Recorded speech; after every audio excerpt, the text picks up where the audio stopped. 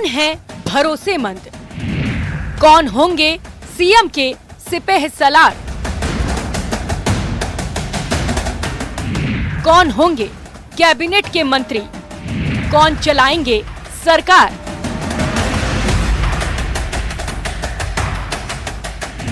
Cabinet को आकार देगा दिल्ली का दरबार? कैबिनेट का काउंटडाउन। तो दिल्ली में दरबार लग चुका है। कैबिनेट में किसे किसे शामिल किया जाए, इसे लेकर गहन चिंतन और मंथन का दौर जारी है। सीएम से लेकर 2 डिप्टी सीएम भी इस वक्त दिल्ली में ही मौजूद है, लेकिन मंत्रिमंडल में किसे किसे शामिल किया जाएगा, इसे लेकर आज हम चर्चा करेंगे। खास मेहमानों का परिचय करा देते हैं। डॉक्टर मिथिलेश जैमिनी वरिष्ठ पत्रकार के तौर पर हमारे साथ जुड़ चुके हैं। मदन प्रजापत जी हमारे साथ जुड़े हुए हैं, प्रवक्ता है बीजेपी से। और डॉक्टर प्रदीप चतुर्वेदी जी भी हमारे साथ जुड़ चुके हैं, प्रवक्ता कांग्रेस से हमारे साथ हैं। डॉक्टर मिथिलेश जी, आप ही के साथ चर्चा की शुरुआत करते हुए, क्योंकि मंथन किया जा रहा है, दिल्ली में सीएम से लेकर 2 डिप्टी सीएम भी पहुंचे हैं और नड्डा के यहां एक बड़ी बैठक होने वाली है। क्या लग रहा है, इतना विचार विमर्श क्यों?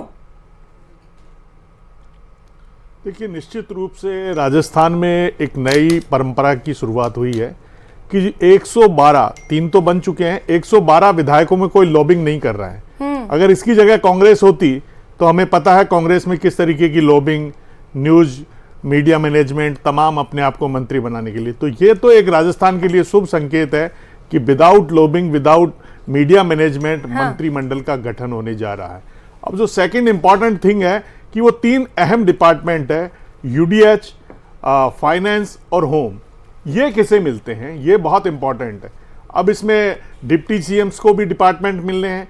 मुझे लगता है दिया कुमारी को यूडीएच दे दिया जाए या फाइनेंस दे दिया जाए, क्योंकि दोनों मुद्दे ऐसे हैं। फाइनेंस में भी आपको अगर इन्वेस्टर्स जो को लाना है राजस्थान में, क्योंकि अनएम्प्लॉयमेंट बहुत बड़ी प्रॉब्लम है। कांग्रेस ने भी इन्वेस्टमेंट समिट तो की, लेकिन जमीन पर कुछ नहीं उतरा। तो राजस्थान के बेरोजगारों को हर हाथ को काम। देखिए, जो पॉलिटिक्स है, लोकतंत्र में कहा जाता है कि हर खेत को पानी, हर तन को कपड़ा, हर पेट को रोटी, बाकी बात खोटी।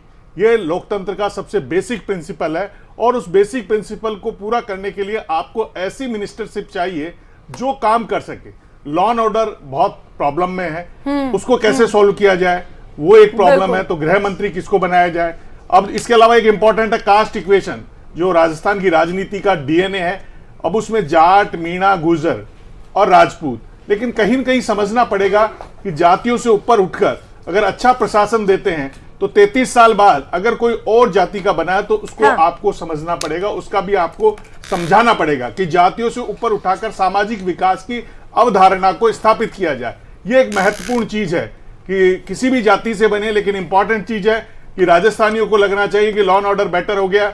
आरपीएससी पर एसआईटी तो गठित हो गई है, लेकिन सबसे इंपॉर्टेंट चीज है कि आरपीएससी अध्यक्ष के कामकाज को रोका जाए। वो तमाम भर्तियां कर रहे हैं। जो बाबूलाल कटारा ने जो पेपर का, आपने देखिए 2 तरीके से पेपर आउट होता है। एक पेपर आउट तभी हो गया कि वो अपने घर ले गए और भांजे ने पेपर क्वेश्चन नोट कर लिया।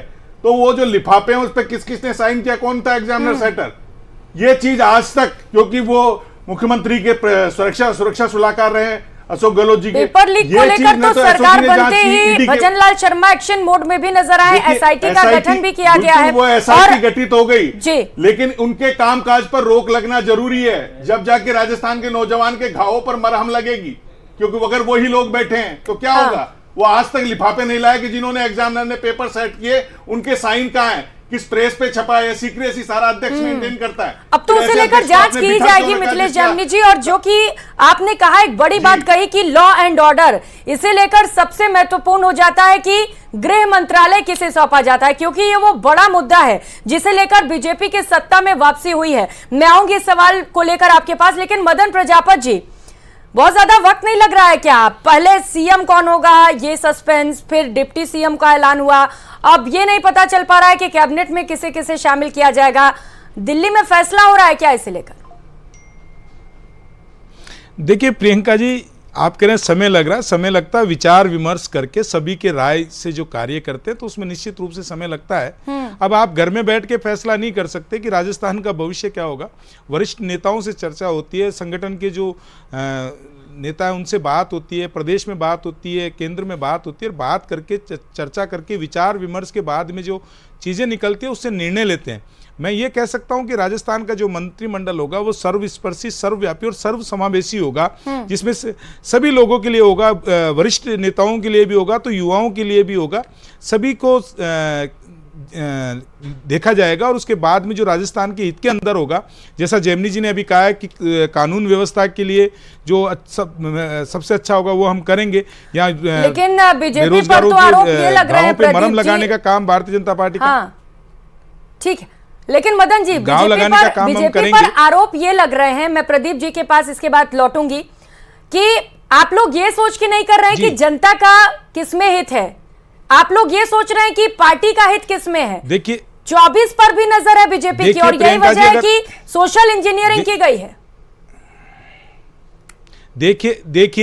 देखिए प्रियंका जी, अगर जनता के हित में अगर नहीं होता तो ऐसे अंतिम पंक्ति से उठा के आज जनता जो राजस्थान की और तीनों राज्यों की जनता इस फैसले का स्वागत कर रही है और गले लगा रही है। वो ये कह रही है कि जो पिछले 5 साल में राजस्थान ने भुगता है कि 2 लोगों की लड़ाई के अंदर पूरा राजस्थान बर्बाद कर दिया इन्होंने, राजस्थान की कानून व्यवस्था बर्बाद कर दी, युवाओं के पेपर चोरी करवा दिए सिर्फ कुर्सी बचाने के लिए। और भारतीय जनता पार्टी में आप देखिए कैसा आप तालमेल है और किस तरीके से हम फैसला होने के बाद में सब उसका स्वागत करते हैं। और आप क्या बोलते हैं इनके जो अभी भंवर जितेंद्र सिंह जी का मैं परसों बयान सुन रहा था, कितने निम्न स्तर की राजनीति पे कांग्रेस उतर के आ गई।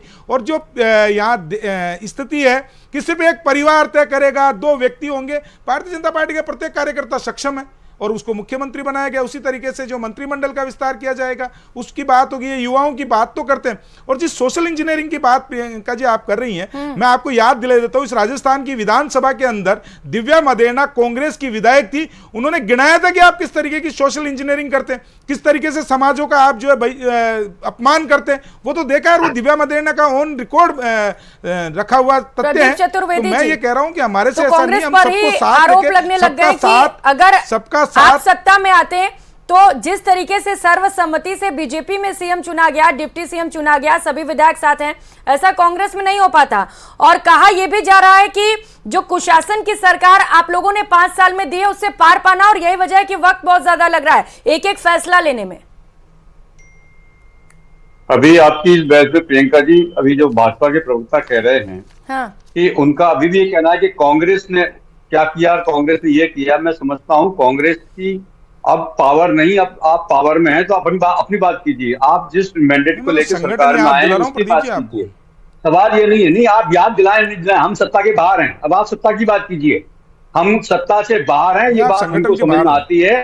पब्लिक मैंडेट मिला है तो हम सत्ता के बाहर हैं। लेकिन सवाल यह है कि आपसे सवाल किया जा रहा है कि आपकी सरकार किन प्राथमिकता और मान्यताओं को लेकर आगे बढ़ रही है, उसकी बात आप नहीं कर रहे हैं।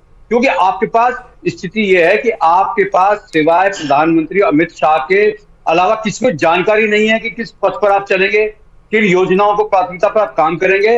आपकी स्थिति एक सेवक की है, आप सेवित रहिए, क्योंकि आपके यहाँ एकल नेतृत्व है और वो प्रधानमंत्री नरेंद्र मोदी हैं। उन्होंने चुनाव जिताया और उन्होंने चुनाव जिताने के बाद 3 मुख्यमंत्रियों चयन कर उन्होंने उनको नामित कर दिया है। इसलिए आपकी ना तो उसमें कोई सहमति है ना साझेदारी है। ऐसे कार्यकर्ता को सीएम बनाया गया जिसने खुद ही शायद कभी कल्पना नहीं की होगी, तो क्या आपको ये बड़ी बात नहीं लगती है? बीजेपी कह रही है कि हमारे यहाँ हर एक कार्यकर्ता इक्वल है, कोई यहाँ पर जी।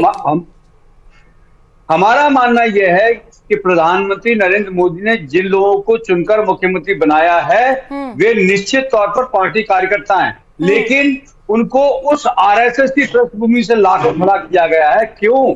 कि अब भाजपा में उनका अंतर्विरोध है।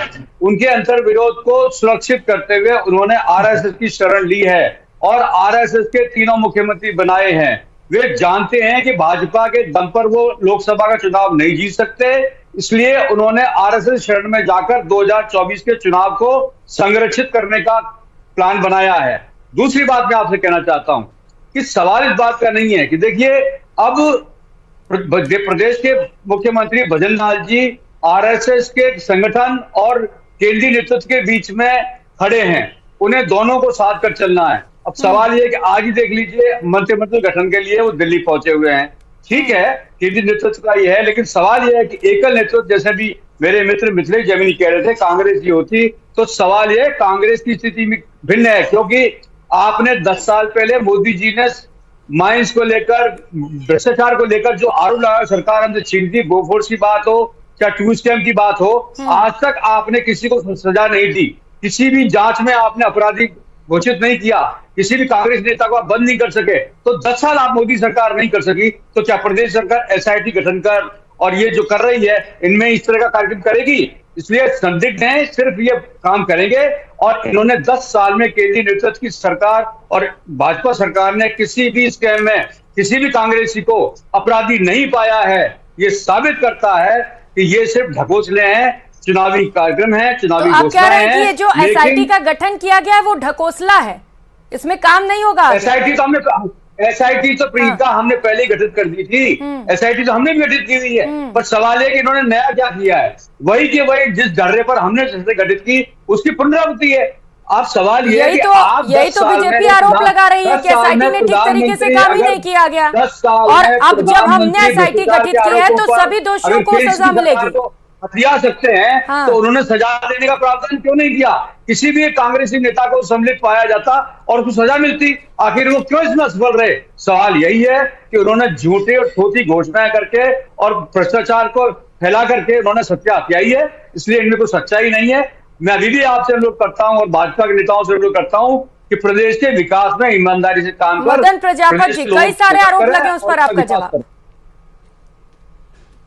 देखिए, मैं पहले तो प्रदीप चतुर्वेदी जी का एक सवाल, ये जवाब, आरोप का जवाब दे देता हूं। ये कह रहे हैं कि कांग्रेस के नेताओं के खिलाफ कार्रवाई नहीं हुई है। देखो, राहुल गांधी जी नेशनल अवार्ड के केस के अंदर जो है वो बेल पे है, सोनिया गांधी जी बेल पे, रॉबर्ट वाड्रा जमीन घोटाले के अंदर बेल पे, और छत्तीसगढ़ के अंदर एक सांसद के यहाँ पे 300 करोड़ रुपए जो है, अरे रुकिए, अभी तो मैं खोल रहा हूँ, अब तसल्ली, नेशनल अवार्ड के केस के अंदर 36, नहीं, मामले अदालत में है, इसलिए आप अदालत ही फैसला करेगी, भारतीय जनता पार्टी नहीं करती। आपके जैसे सीबीआई पिंजरे का तोता नहीं होती है। अब देखिए प्रदीप, या तो आवाज बंद करो या मैं बोलता हूं। ये मैं इनको बता देता हूं कि सीबीआई पिंजरे का तोता नहीं है। यहाँ पे जो है अदालत ही फैसला करेगी, अदालत का जो निर्णय होगा वो सर्वस्वीकार्य होगा, और बिल्कुल आप निश्चिंत रहिए, जो अदालत का निर्णय आएगा आप जेल जरूर जाएंगे, जेल की यात्रा करके आएंगे, इसमें नहीं है। लेकिन मैं ये पूछता हूँ, छत्तीसगढ़ के अंदर 300 करोड़ रुपए जो नगद मिले एक सांसद के यहाँ पे, उसका जवाब से बचने के लिए प्रदीप चतुर्वेदी ऐसा कर रहे हैं। ये रिश्ता क्या कहलाता है राहुल गांधी का, वो भी जनता जानना चाहेगी। तीसरी चीज ये कह रहे हैं कि हमारे यहाँ संघ तय करता है आरएसएस। अब आपके यहाँ एक परिवार से परिवारवाद, व्यक्तिवाद और वंशवाद वाली पार्टी ये सिखाएगी हमको कौन तय करेगा और कौन। सर्वसहमति से लिए जाने वाले निर्णय होते हैं, गांधी परिवार के हस्ताक्षरों से नहीं होता है कि माताजी बना देगी, दीदी हाँ कर देगी और जो है बेटा जी जो है गर्दन हिला देंगे उससे काम हो जाएगा, ऐसा नहीं होता है। ये जो है संगठन हमारा जो है वो सब लोगों का संगठन है, कार्यकर्ताओं का संगठन है, और यहाँ कार्यकर्ता तय करता है। हमारे यहाँ आला कमान जो होता है और कद्दावर नेता अगर कोई होता है तो कार्यकर्ता कद्दावर होता है, या सोनिया गांधी या राहुल गांधी के कद्दावर नहीं होते हैं। ये इनको समझना पड़ेगा, और इसीलिए देश की जनता ने कांग्रेस को नकार दिया और देश और राजस्थान कांग्रेस मुक्त हो गया है। अभी भी अगर ये नहीं समझे, अपनी गिरीबान में झांकते नहीं है, खुद के दिख नहीं रहे। किस तरीके से मंत्रिमंडल के गठन के लिए अशोक गहलोत फाइल लेके बैठते रहते थे, उसके बाद आपके जाते थे सचिन पायलट, और सबसे बड़ी बात, मंत्रिमंडल तो छोड़ दीजिए प्रदीप जी, आपके संगठन में, राजस्थान के संगठन में प्रदेश अध्यक्ष इतना कमजोर था कि वो अपनी कार्यकारिणी का गठन बिना आलाकमान के नहीं कर सकता था, और उस गठन के अंदर सचिव बनाए थे 84, उन सचिवों के ऊपर भी आपके यहां से आलाकमान ने बैन लगा दिया था कि वो अपना प्रदेश की कार्यकारिणी घोषित नहीं कर सकते थे। इससे ज्यादा आप उदाहरण क्या लोगे? आपको एक एक घटना का उदाहरण दे सकता हूं मैं, आज से लेकर अभी तक। सिर्फ एक परिवार तय करता है, यहाँ पे हमारा संगठन तय करता है। अब आप खींच निकालते रहो कि आरएसएस तय करेगा या वो तय करेगा, लेकिन देश की जनता, इस स्टेट की, राजस्थान की जनता खुश है भारतीय जनता पार्टी के निर्णयों से, और ऐसे निर्णय लिए जाते हैं जो एक कार्यकर्ता के लिए जो है उसके पक्ष में हो, एक जनता के, गरीब किसान के पक्ष में हो, युवाओं के पक्ष में हो, महिलाओं के पक्ष में हो। हमारी जो सरकार बनी है वो गांव, गरीब और किसान की सरकार है। क्योंकि कहा जा रहा है कि जो 25 सीटें हैं, 25 की 25 सीटें फिर से बीजेपी के खाते में जाए, इसी को लेकर ये सारी कवायद की जा रही है। ये बात तो आप भी मानेंगे ना? सोशल इंजीनियरिंग तो की गई है, अलग अलग कास्ट से सीएम और डिप्टी सीएम बनाए गए। देखिए प्रियंका जी, मैंने फिर कहा, सबका साथ, सबका विकास और सबका विश्वास पे कार्य करने वाली सरकार माननीय नरेंद्र मोदी जी की सरकार है, जिसमें सर्वस्पर्शी, सर्वव्यापी और सर्व समावेशी तरीके से हम संगठन बनाते हैं और उसी तरीके से हम सरकार बनाते हैं। जब ऐसी सरकार होती है तो जनता का विश्वास होता है। पिछले 10 साल के अंदर जो देश के लिए केंद्र सरकार ने ये योजनाएं चलाई है, जो गारंटी के नाम पे देते हैं महिला अत्याचार बलात्कार, गारंटी के नाम पे देते हैं पेपर लीक, गारंटी के नाम पे देते हैं चरमराई हुई कानून व्यवस्था, कह रहे हैं कि आप तो गारंटी के नाम पर महिला अत्याचार और पेपर लीक देते हैं, और अब यही वजह है कि हमें बढ़िया गृह मंत्री लाकर महिलाओं को शौचालय, मैं प्रियंका जी मैं बताऊं, हम देते हैं महिलाओं को शौचालय, हम देते हैं जनधन अकाउंट, हम देते हैं युवाओं को रोजगार के साधन। तो इसलिए जो विश्वास है वो भारतीय जनता पार्टी पर 25 के 25 सांसद इसीलिए जीत के जाएंगे कि हमारी जो माननीय प्रधानमंत्री जी के अंदर जनता का विश्वास है, उस विश्वास पे हम खरे उतरते हैं। प्रदीप चतुर्वेदी जी, परिवारवाद के आरोप तो सबसे ज्यादा कांग्रेस पर ही लगते हैं, और जब सवाल उठाएंगे तो पलटकर जवाब तो मिलेगा ही। प्रियंका, इनको याद दिलाइए कि सत्ता में हैं, अब विपक्ष में नहीं है, इसलिए कांग्रेस को कोसने से काम नहीं चलेगा। इनसे बोलिए 5 मिनट अपनी अरे हम तो कोस नहीं रहे प्रदीप जी, मैं तो आपको ये बता रहा हूँ कि प्रदेश अध्यक्ष संगठन का कार्यकारिणी का विस्तार नहीं कर सकता था। मैं आपको ये बता रहा हूँ कि मुख्यमंत्री बोर्ड के अध्यक्ष गठन नहीं कर सकता था। मैं आपको ये बता रहा हूँ कि राजस्थान के अंदर राष्ट्रीय नेतृत्व जो आता है उसको 25 तारीख को जो यहाँ के अशोक गहलोत ठेंगा दिखा के वापस भेज देते हैं। तो वो सारी चीजें मैं दिखा रहा हूं कि किस तरीके का संगठन आपका था और कैसी कार्यकारिणी आपकी थी, वो मैं बता रहा हूं। मैं आपका नहीं कर रहा, वो तो जनता ने बता दिया आपको बाहर का रास्ता, जवाब दे दिया राजस्थान की जनता ने आपको, और बिल्कुल बाहर बिठा दिया।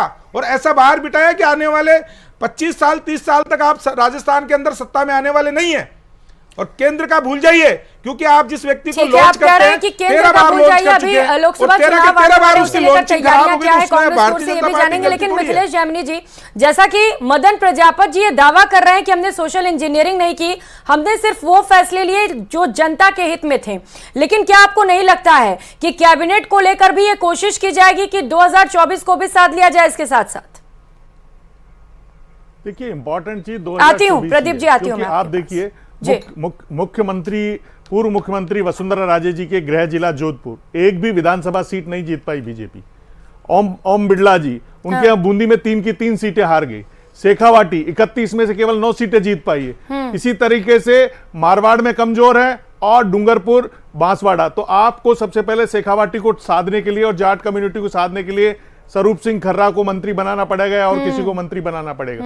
ऐसे आदिवासी अंचल में चल जाए तो बाबूलाल खराड़ी को बनाना पड़ेगा। तो ऐसे ही 2 जिले के बताओ आपका नेतृत्व तो होगा ही नहीं, क्योंकि बूंदी और धौलपुर में तो आपका खाता ही नहीं खुला। तो ये भी एक चिंता का विषय है। और देखिए, जो वोट स्विंग हुआ है 2%, वो पूर्वी राजस्थान में हुआ है। जिस तरीके से डॉक्टर किरोड़ीलाल मीणा के समर्थक सोशल मीडिया पर भड़ास निकाल रहे हैं, वो भी एक इंपॉर्टेंट चीज है। उसको भी समझना पड़ेगा कि क्या गृह मंत्री बनाया जाएगा या गृह मंत्रालय, जो अशोक गहलोत जी ने परंपरा शुरू करी है कि अगर आपको लंबे समय तक मुख्यमंत्री बनना है, रहना है, तो गृह मंत्रालय और फाइनेंस अपने पास रखिए, जिससे सारी फाइलें खुद के पास आए। तो वो प्रथा को निर्वहन करेंगे। पहला बजट आप पढ़ेंगे, या आपको लगता है कि दिया कुमारी जो लंदन से पढ़ी लिखी है, समझदार है, सांसद भी रही है और दूसरी बार एमएलए बनी है, उनको। लेकिन मिथिलेश जी, कई और लोग हैं जो सांसद से अब विधायक बन चुके हैं, साथ ही साथ कई विधायकों को भी उम्मीद है कि चलिए कम से कम सीएम डिप्टी सीएम नहीं मंत्री बना दिए जाएंगे। हाँ ये देखिए, अभी बनाया जाएगा नहीं बनाया जाएगा, उसमें आपको कास्ट डिवीजन हो सकता है मई के बाद, जब चुनाव हो जाए उसके बाद कुछ फैसला हो। क्योंकि सबसे पहले 2024 में जो 25 रण का जीतना बहुत इंपॉर्टेंट है, और वो रण आप आसानी से नहीं जीत रहे। आज की तारीख में नागौर में अजय किलक जीते हैं। अजय किलो को मंत्री बनाते तो उनके ऊपर मूंग घोटाला का गया है। कालीचरण सराफ को बनाते तो वही सदन में गूंजेंगे आशीष और विवेक के नारे। तो आपको यह कि वसुंधरा जी के जो समर्थक है उनको कैसे एडजस्ट करेंगे। पुष्पेंद्र सिंह राणावत वो जीत के आ रहे हैं लंबे टाइम से। बाबू सिंह राठौड़ और उनके गजेंद्र सिंह के बीच में जो खींचतान हुई किसी से छुपी हुई थोड़ी है, प्रधानमंत्री के मंच पर हुई। तो भाजपा के लिए जो मिशन 25 है, बातें करना बहुत आसान है, उसको साधने से पहले, क्योंकि 2% वोट का डिफरेंस है कांग्रेस और बीजेपी में, यह भी समझना पड़ेगा। तो आप इसीलिए बीजेपी का शीर्ष नेतृत्व बहुत समझदारी से, बहुत सहूलियत से और मिशन 25 को साधने में लगा हुआ कि कोई भी छोटी सी गलती मिशन 25 को भेद नहीं दे। कहीं जो जिनको नहीं बनाया शीर्ष नेताओं को वो कहीं आग में पलीते का काम नहीं कर दे। हाँ। क्योंकि छोटी सी गलती से आप एक सीट हार जाते हैं तो आपका मिशन 25 रह जाएगा, क्योंकि साउथ में और यही वजह है कि अब सबको साधना भी है, सबको साथ लेकर भी चलना और सबको मनाना भी है। और यही वजह है कि माना जा रहा है कि जो लोग पहले निराश हो गए इस फैसले के बाद, उन्हें अब मंत्रिमंडल में शामिल किया जा सकता है। लेकिन डॉक्टर प्रदीप चतुर्वेदी, मीणा, गुजर और राजपूत चारों को साधना पड़ेगा, और एससी। प्रदीप चतुर्वेदी जी, ये बात तो आप भी स्वीकार कर रहे हैं कि सोशल इंजीनियरिंग की गई है बीजेपी की ओर से, और 25 के 25 जो सीट है उन्हें साधने की कोशिश की जा रही है। तो कांग्रेस की ओर से क्या तैयारी है, क्योंकि इससे पहले तो सूखा पड़ा रहा लोकसभा चुनाव में, बारिश होगी इस बार?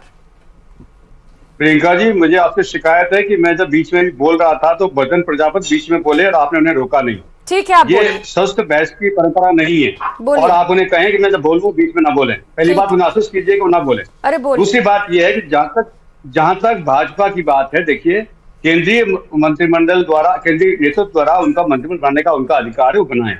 लेकिन जिस तरह की मीडिया में चर्चा है उनमें मुझे साफ साफ दिखाई दे रहा है कि वे सामाजिक जाति समीकरण को प्राथमिकता देकर मंत्रिमंडल बनाना चाहते हैं। हाँ। उनकी प्राथमिकता विकास की नहीं है, उसकी प्राथमिकता प्रदेश के उत्थान की नहीं है। वो सिर्फ जाति समीकरण, क्योंकि 2024 का चुनाव है और 2024 के चुनाव को देखते हुए वे अपनी भावी सरकार का निर्माण तो यही तो सवाल है मेरा आपसे कि 24 को देखते हुए वो सिलेक्शन कर रहे हैं, सीएम से लेकर डिप्टी सीएम और मंत्रियों के भी। तो कांग्रेस की क्या तैयारी इसे लेकर? प्रियंका, सवाल यह है कि क्या लोकसभा 2024 इस सरकार का ध्येय है? प्रदेश का विकास नहीं है। प्रदेश का विकास हो उसके लिए सरकार लोगों ने चुनी है, लोगों ने अपनी प्राथमिकता से सरकार चुनी है। लेकिन आप सरकार जो है चुनते ही आपने प्राथमिक दल का फिर 2024 के चुनाव में चले गए। इसका जिक्र तो आपने चुनाव में कभी नहीं किया किसी से। आपके मैनिफेस्टो में ये बात नहीं है कि हम 2024 का चुनाव लड़ने की सरकार बना रहे हैं। आपने लेकिन बीजेपी तो कह रही है कि हम जनता के हित के लिए फैसले ले रहे हैं, हम नहीं कर रहे हैं सोशल मीडिया, वो तो इस बात को दरकिनार कर रहे हैं। वो अपनी रणनीति में 2024 की सरकार की संभावनाएं देख रहे हैं। हाँ। उनकी सबसे बड़ी प्राथमिकता है कि लोकसभा में राजस्थान से 25 सीटें कैसे मिलें। आपके प्रवक्ता ने अभी कहा कि हमें 25 सीटें मिलेंगी। 25 सीट नहीं, प्रदेश के विकास में जो लोगों ने अपना आस्था व्यक्त की है उसकी सेवा कीजिए, उनकी प्राथमिकताओं पर विचार कीजिए और उस कार्यक्रम पर अपनी योजना बनाइए। लेकिन उसकी बात नहीं कर रहे। हम तो 25 सीट लोकसभा की लेंगे। अरे भाई, सवाल है लोकसभा का, हम लोकसभा करेंगे। मदन प्रजापति जी, आरोपों पर आपका जवाब बना दिया है जल्दी से। देखिए, मैंने प्रदीप जी को इनके कहे अनुसार एक बार भी नहीं टोका है, लेकिन मैं आज आपको एक सच्चाई बताता हूं जो प्रदीप चतुर्वेदी जी टीवी पे बोल गए। ये बार बार 3 बार मैं बड़ा इग्नोर कर रहा था कि ये नहीं होना चाहिए, लेकिन मैं अब आपको बताता हूं। प्रदीप जी बार बार कहते हैं कि जातियों को साध रहे हैं, सोशल इंजीनियरिंग कर रहे हैं। हम सबका अगर अधिकार, सबकी भागीदारी अगर सरकार में दे रहे हैं और सभी को हम उनके अधिकार के अनुसार काम करने, तो ये इनका ये प्रश्न उठाना कि जातियों के हिसाब से विकास नहीं होगा। अब पहले तो इनसे ये सवाल है कि कौन सी जाति का मंत्री बनाएंगे तो वो विकास नहीं कर पाएगा। और इनका चाल चरित्र और चेहरा देखिए आप कितना है प्रियंका जी। ये एक तरफ तो जैसे सारी जातियों को हम उनका अधिकार देते हैं या उनको समावेशी करते हैं, मुख्य धारा में लाने की कोशिश करते हैं, तो ये इस तरीके की अलग अलग बातें करने लग जाते हैं। दूसरी तरफ इन्हीं के राहुल गांधी ये कहते हैं कि जातीय जनगणना कराओ, जातीय जनगणना कराओ। अरे जातीय जनगणना नहीं, हम हर जाति, हर समुदाय, हर वर्ग को उनका अधिकार देने का काम करते हैं। मैं फिर कहता हूं, सर्वस्पर्शी, सर्वव्यापी और सर्वसमावेशी बनाते हैं तो इनके टीवी पे प्रवक्ता बैठ के कहते हैं कि नहीं नहीं नहीं नहीं, इनमें तो क्षमता ही नहीं है। अब कौन सी जाति का अगर हम मंत्री बनाएंगे तो उसमें क्षमता नहीं होगी? ठीक है, तो बीजेपी का दावा है कि लोगों के हित के लिए जो फैसले लिए जा रहे हैं उसमें वक्त लग रहा है, लेकिन कांग्रेस के अलग आरोप हैं। दिल्ली में बैठक लगातार जारी है और सवाल सबसे बड़ा यही है कि भजन लाल शर्मा की टीम में किसे किसे शामिल किया जाएगा, किसे किसे मंत्री बनाया जाएगा। बहुत शुक्रिया आप सभी खास मेहमानों का हमारे साथ जुड़ने के लिए और इस तमाम चर्चा के लिए। इस डिबेट में फिलहाल इतना ही। नमस्कार।